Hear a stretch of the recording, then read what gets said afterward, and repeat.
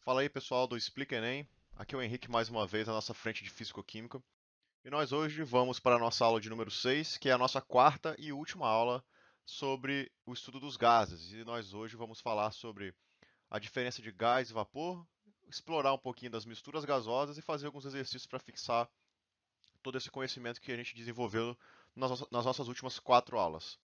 Então vamos lá. Primeira coisa que a gente tem que fazer, se diferenciar aqui é o que é um gás e o que é um vapor. E a gente sabe por definir, isso aqui na verdade é a definição, não tem muito o que discutir, isso aqui é definido, que o vapor é uma substância no estado gasoso que pode ser transformada em líquido isotermicamente, ou seja, sem mudar a temperatura, somente por compressão, ou seja, é literalmente um efeito mecânico, né? Você vai pressurizar esse gás até o ponto que ele vai virar um líquido de maneira isotérmica. E a temperatura, isso aqui é uma definição importante que vocês têm que saber, que a temperatura de transição entre o vapor e gás, ou seja, a partir do ponto que, essa substância não consegue mais ser liquefeita unicamente por compressão, ou seja, a transição entre vapor e gás, o vapor consegue ser liquefeito por compressão e o gás não, é a chamada temperatura crítica. E a partir dela, a gente classifica essa substância como um gás, não mais como um vapor. E talvez o exemplo mais clássico disso na nossa sociedade hoje em dia seja o nitrogênio líquido, né? Que a gente tem aqui uma fotinha de um cilindro de nitrogênio. Vocês conseguem ver aqui o líquido escorrendo do bocal do cilindro e se virando gás, na verdade, o vapor, instantaneamente assim que ele escorre, que sai das condições internas para a condição do ambiente. Então aqui é um caso clássico de estudo de vapor de nitrogênio, na verdade, que foi comprimido a nitrogênio líquido. E agora, o último tópico do nosso estudo de gases é a mistura gasosa, e a ideia é bastante simples. Vamos supor aqui no nosso esquemático que a gente tem um número I de gases, cada um separadamente. Aqui nós temos o gás 1, nas condições P1, V1 e T1, o gás 2, P2, V2 e T2, e por aí vai até o nosso gás I. Então nós temos uma mistura de I gases, enfim, quantos vocês quiserem. E aí, vamos misturá-lo e colocar num cilindro todo mundo junto. E a gente vai usar esse índice M para nos referirmos à mistura, certo? Então aqui a gente tem a pressão da mistura, o volume da mistura e a temperatura da nossa mistura gasosa. E aí vamos estudar como é que a gente pode abordar isso de uma maneira físico-química, de uma maneira matemática, esse estudo das misturas gasosas. Então a primeira coisa que a gente tem que levar em conta, então de novo, aqui a gente está lidando com o nosso cilindro com a mistura, de novo aqui, ó, pressão da mistura, volume da mistura, temperatura da mistura. A primeira coisa que a gente tem que levar em conta é que a massa disso vai se conservar. Então, o número de mols, na verdade, a quantidade de matéria, a quantidade dos gases no cilindro de mistura tem que ser igual à soma do número de mols deles individualmente. Então, o número de mols da mistura é a soma individual de cada cilindro originalmente, de cada gás originalmente. Então, fora da mistura. Então, N da mistura é N1 mais N2 mais Ni. E a gente pode colocar nessa notação um pouco mais abreviada, que é simplesmente a notação de somatório dos NK. N1, 2, 3 até I, dos NK componentes. E essa conclusão inicial gera duas consequências. A primeira é que a gente pode aplicar a equação de Clapeyron, na verdade, agora para a mistura, simplesmente somando o número de mol de cada gás separadamente, ou seja, pressão da mistura, volume da mistura, é o número de mol da mistura, R, temperatura da mistura, e a gente pode abrir esse número de mol justamente usando a definição acima, com esse somatório, que é simplesmente o somatório do número de mol de cada gás. E além disso, a gente sabe que a soma das razões PV sobre T de cada gás originalmente, dos I gases, vai dar a razão PV sobre T da mistura. Então, P1, V1, T1 mais P2, V2, T2 mais, enfim, quantos PV, T forem necessários, é igual ao PM, né, a pressão da mistura, volume da mistura pela temperatura da mistura. E aí a gente pode definir algumas grandezas importantes para o nosso estudo de misturas, que a primeira é a pressão parcial, que é definida como a pressão que o gás exerceria se estivesse sozinho, ocupando o volume total da mistura e a mesma temperatura. Isso é claro, tem que manter a temperatura. A gente pensa como se ele estivesse ocupando o volume do recipiente todo, só aquele gás, qual que seria a pressão dele. O importante é não confundir essa pressão parcial com a pressão inicial do gás antes de ele entrar na mistura. Lembra que aqui o volume pode ter se alterado, então Essa é a definição de pressão parcial, não confundir com pressão inicial. E aí a gente pode enunciar a lei de Dalton, na verdade, que é simplesmente uma lei, pode ser um pouco intuitiva, que fala que a pressão total da mistura gasosa é igual à soma das pressões parciais de cada um dos componentes separadamente. Matematicamente, a pressão da mistura é a pressão parcial, ou seja, a pressão de cada gás sozinho, separadamente. P1 mais P2 mais PI.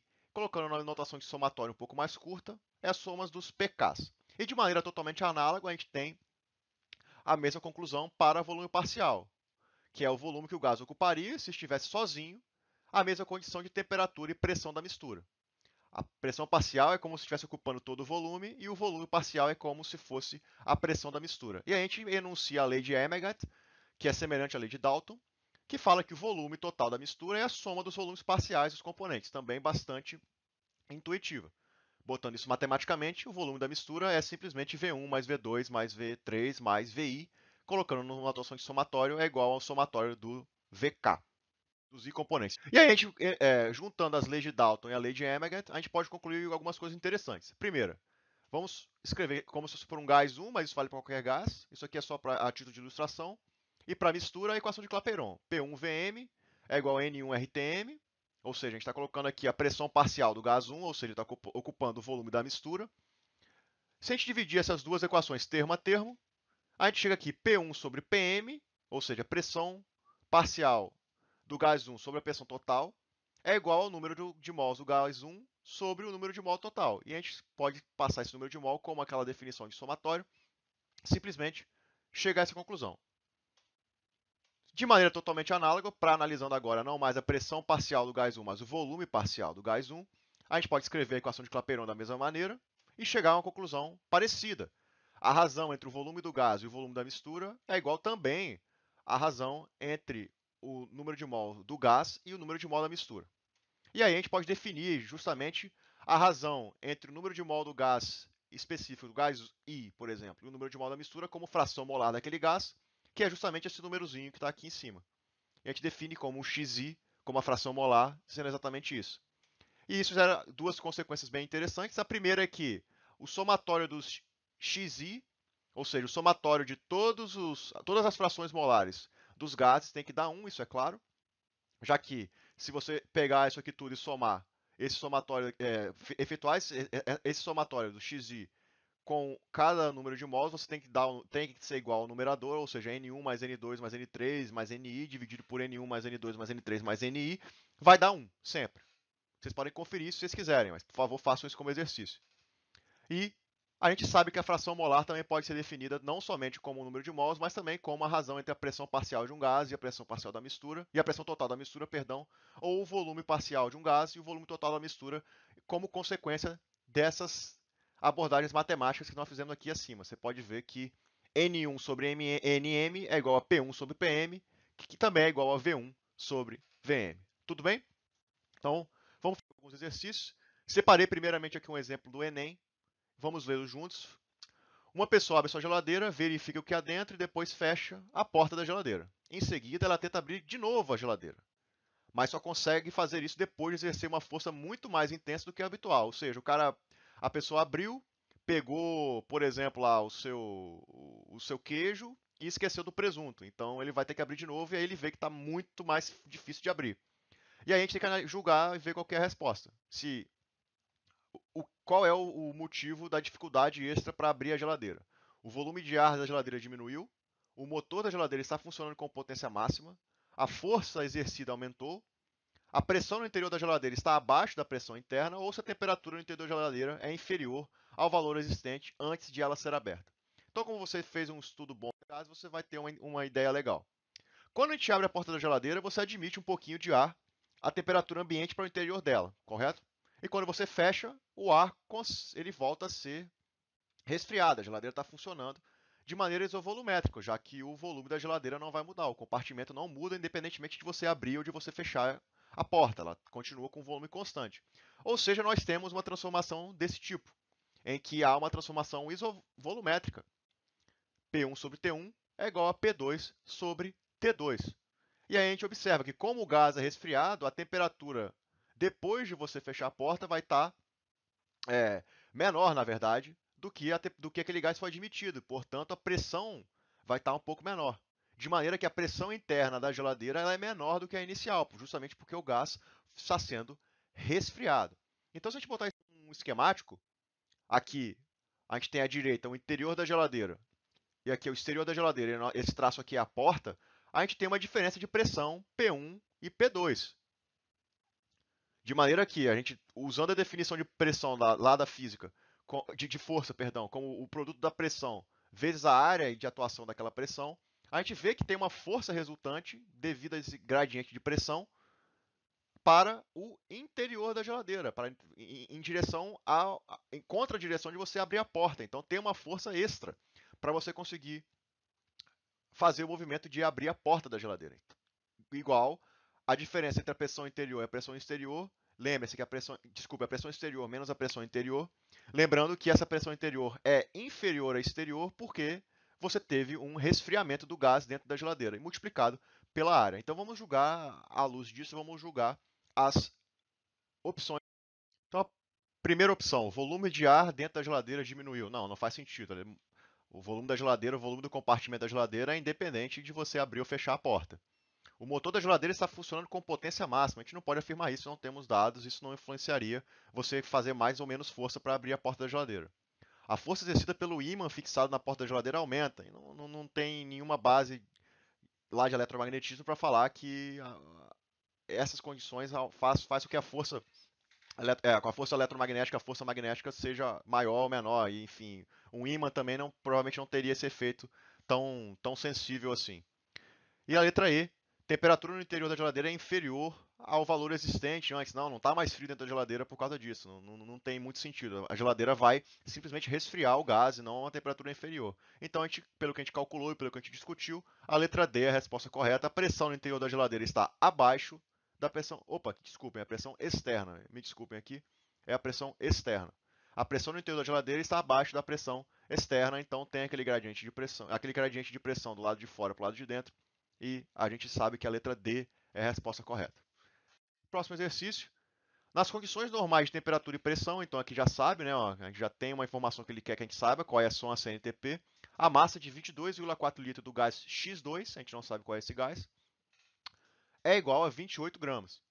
Letra A, qual é a densidade do gás e qual é a massa atômica do gás? Isso aqui dialoga um pouquinho com o conteúdo das primeiras aulas nossas de saber massa atômica, enfim. Vamos lá. A primeira questão, a primeira letra, na verdade, vamos lá. Calculá-la. Calcular a densidade do gás nessas condições é muito simples. Densidade é a massa sobre o volume. A gente sabe que tem uma massa de 28 gramas a um volume de 22,4 litros.